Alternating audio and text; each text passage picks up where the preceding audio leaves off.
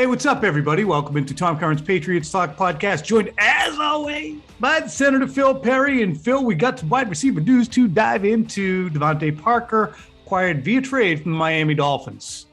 We'll get into the ways and means and the intricacies of that deal. We're also going to talk to Mike Tannenbaum, former NFL executive who was part of the Dolphins team that drafted Parker in 2015. But first things first, what's the fallout on the field for the Patriots adding DeVante Parker?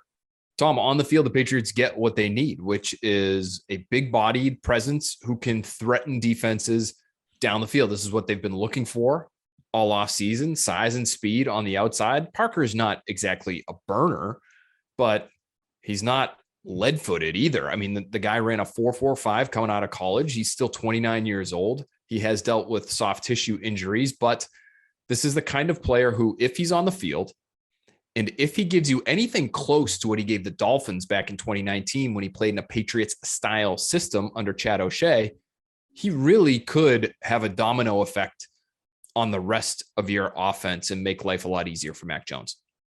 And that could have been going on for the past, really, well, Mac Jones just got here, but it could have been going on for the past 2 years, certainly, if N'Keal Harry had matured and developed into the receiver the Patriots thought he was going to be. Because I look at DeVante Parker and I say, that's what they want Harry to be.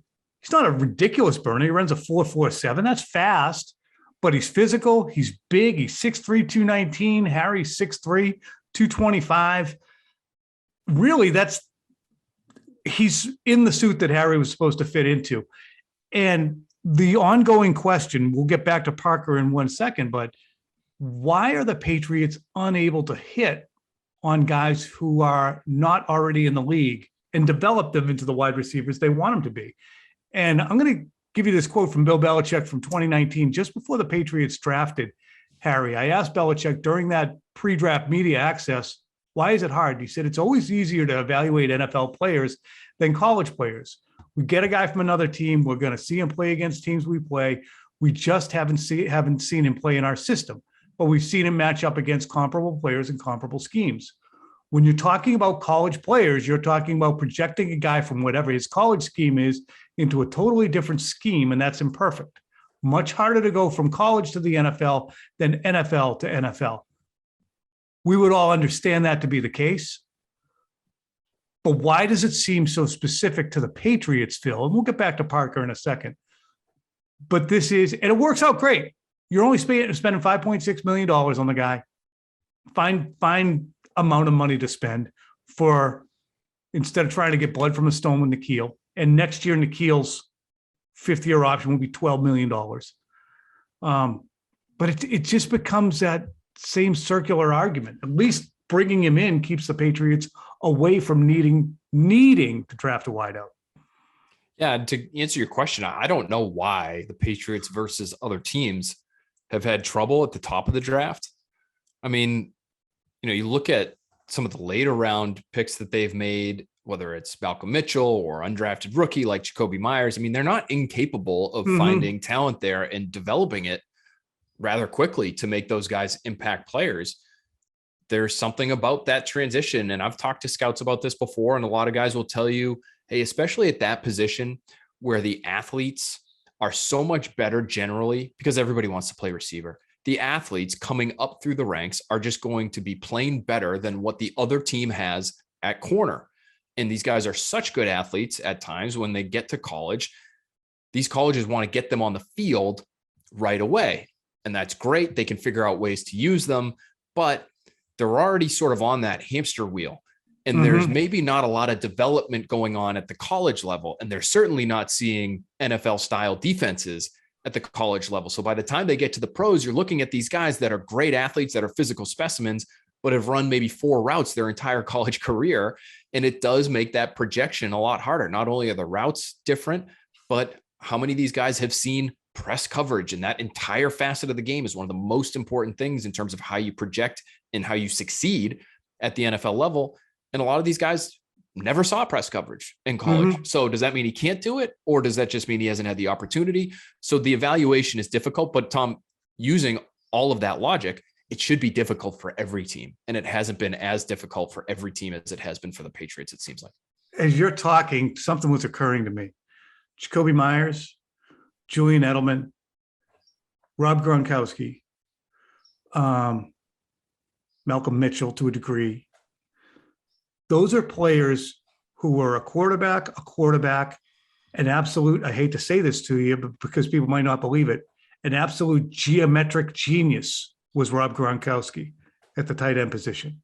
He understood how to get open. And really, tight end's hard, but you're either going to be on the seam or running down the side, or the routes are not as complicated generally. Can be, but you know what I mean. Your point is so well made. These guys learned while they were playing different positions, Myers and Edelman, as to what it looked like. And Gronk was a genius, as was Randy Moss a genius, as was Deion Branch. You can bring in Brandon LaFell and Brandon Cooks and Philip Dorsett or Nelson Aguilar. They know how to do it. They're not. Nelson Aguilar is far from an unintelligent individual, but it's complex as shit. And there's so much of it is based upon telepathy. Really. Oh, Phil, we've seen this thing. Yeah, you're going to do that. And I know you're going backdoor because he's overplayed you. And you don't even have to think those words. You just see it and it happens. And they just aren't there with some of these guys who they draft early on. And I think it's interesting because you hate to say, well, they are that way because it's been and come easy to them, but maybe it is. And that's why I find Jamar Smith fascinating, because he was a great route runner this year too. And that's what Jamar Chase. That was his value, was he was a technician. So your ball on that before we get back to Parker. Oh, hey, and if you're looking at this year's draft class, how about somebody like De'Aaron King? What's his story? Quarterback at Miami, great athlete, projects as somebody who might end up being some sort of offensive weapon at the next level, and is somebody that the Patriots reportedly have met with and have had some interest in. So, you know, that kind of development, to take it beyond the standard development that receivers are getting, might benefit that kind of player, especially in New England's system, when there are a lot of options. There is a lot of reading of the defense and what's in front of you and understanding the situation. And so I think a player like that would be really interesting to them. It's not necessarily somebody that's going to get drafted at the top of the draft, but it could help them function really at all positions, Tom. They're, you know, the guys who know the game the best are generally the quarterbacks. You know, there's a linebacker out of Montana State this year who's a great athlete, but he also went to Montana State as a quarterback. He actually played quarterback his sophomore year, running back to quarterback to linebacker, like very weird transitions. But, you know, that's somebody that I wouldn't be shocked if the Patriots ended up taking because of the background he has. Yeah. If you're a receiver and you've played quarterback, you're running the route with, in the back of your mind, what's my guy seeing? If you're a receiver who's only been a receiver, you might have that dawn on you, but you might be a little more consumed with how am I going to set this guy up and how am I going to beat him?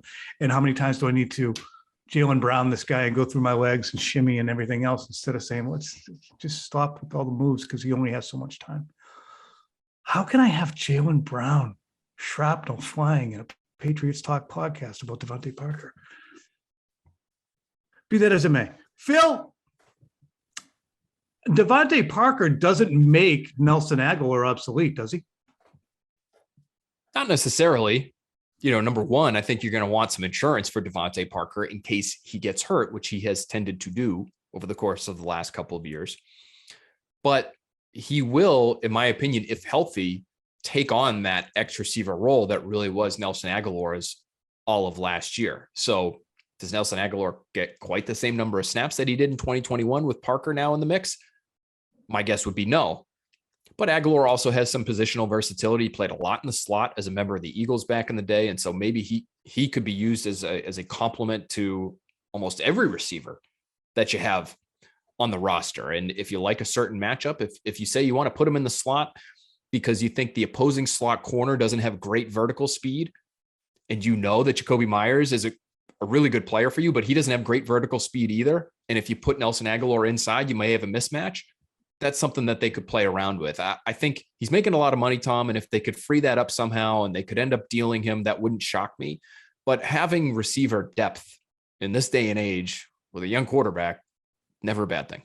Never a bad thing. It's funny, as a Patriots observer, everybody likes the ball handlers. Everybody wants to see an addition that has something to do with the ball being transported and a guy you're going to cheer for, scoring touchdowns, picking up first downs.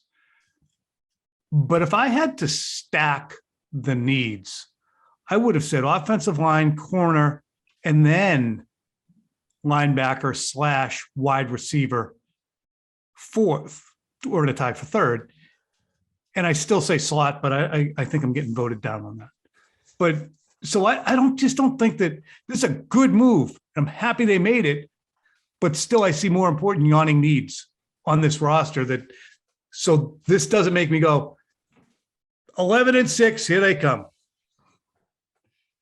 No, and there are still clearly needs here, both for now and in the future. I mean, what's the most dire, I should say? What do you see as being the most dire? Well, the one position that really, if you were to play a game tomorrow, right, and this is what we've heard for years in Foxborough, whether it's Bill Belichick or Nick Caserio or somebody else, what they like to do is go into a draft and have the ability to pick the best player because they already feel good about their roster, where it is.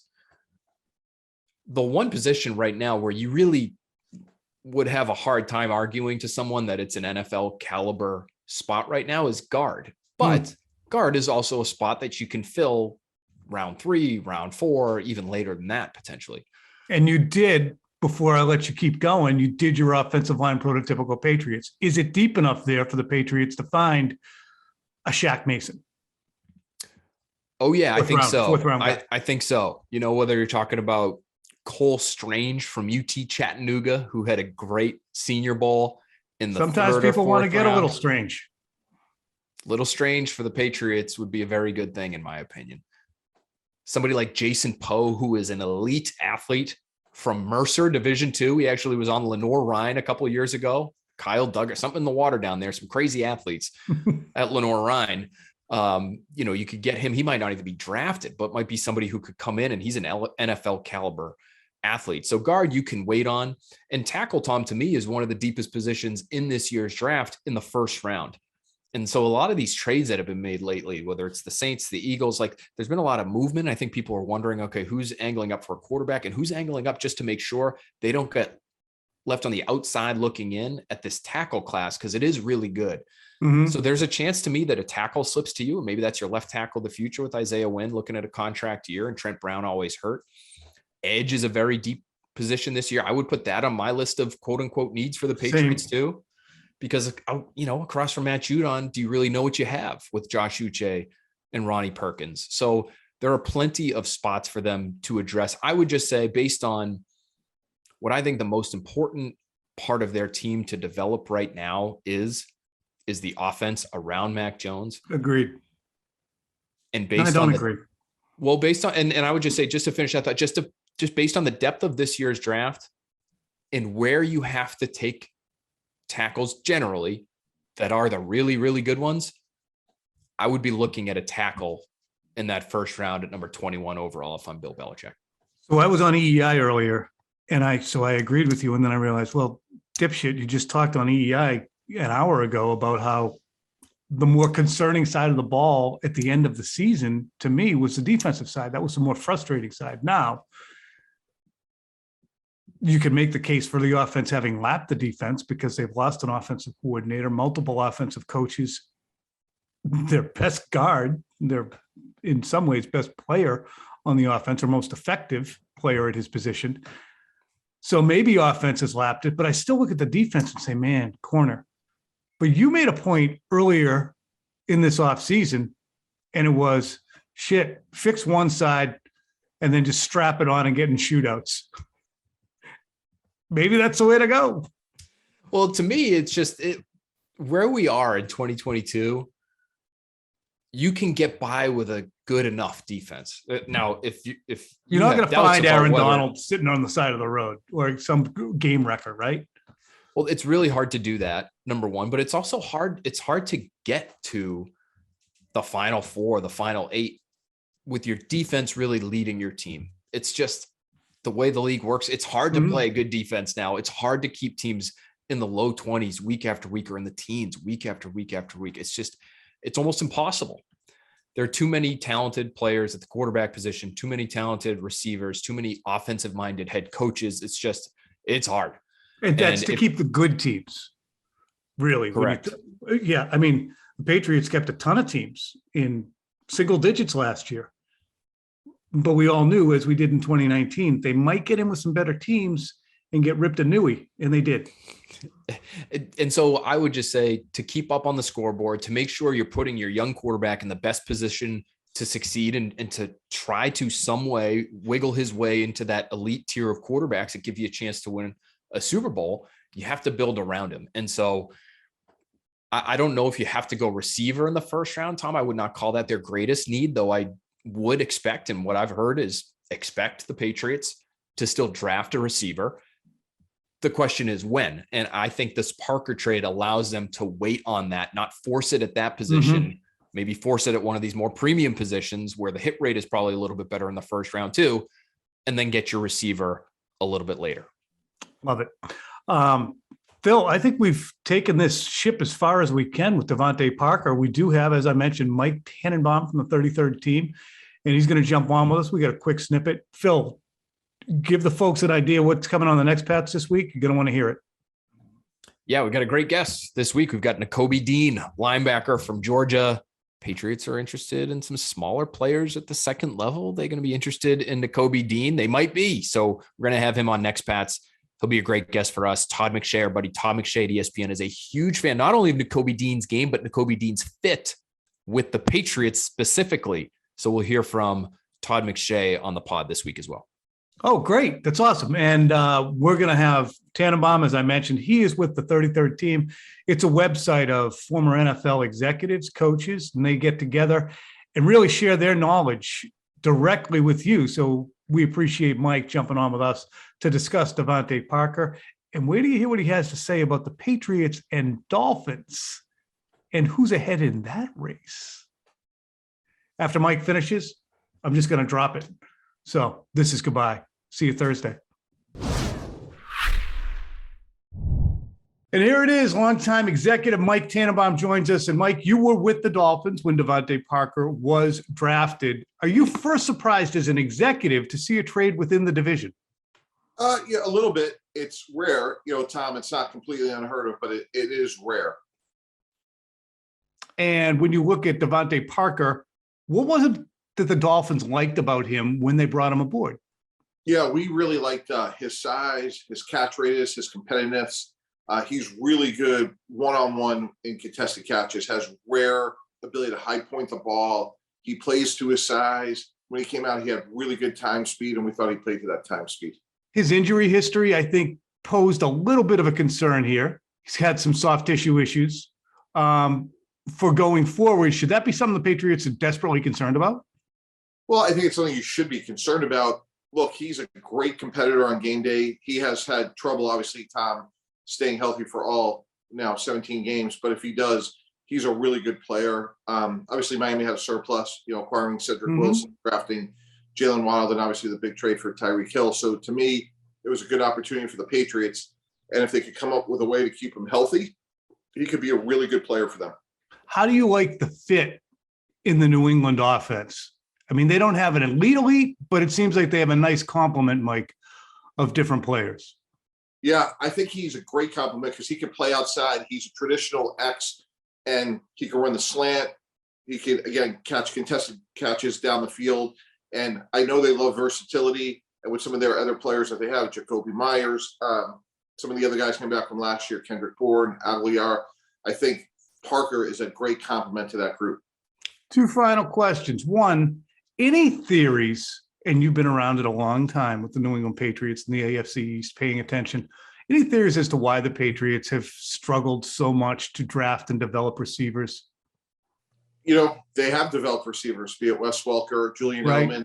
Now they have missed on some, more recently, N'Keal Harry. And, Tom, just to be candid, I loved N'Keal Harry coming out. I thought he was Anquan Bolden. So they weren't and trust me, the Patriots weren't the only team that liked N'Keal Harry.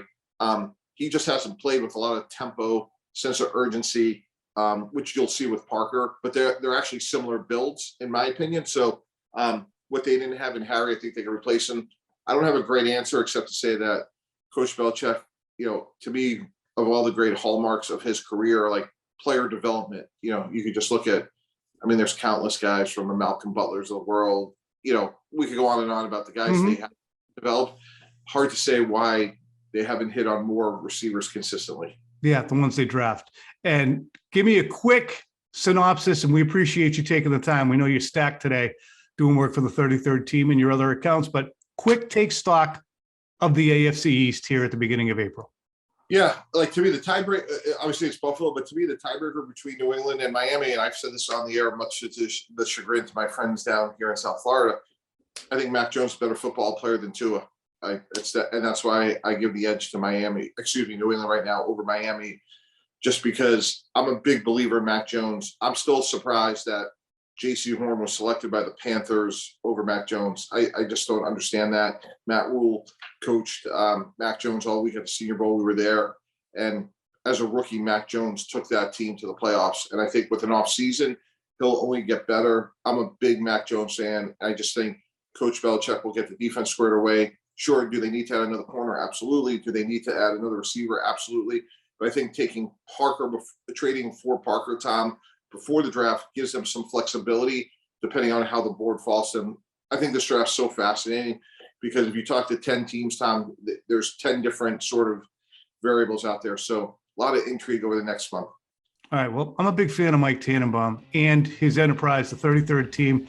We'll give everybody the information they need to about that. And appreciate you taking the time. Take care, my friend. Yeah, big fan of Tom Curran as well. So I appreciate you. Thank you. All right.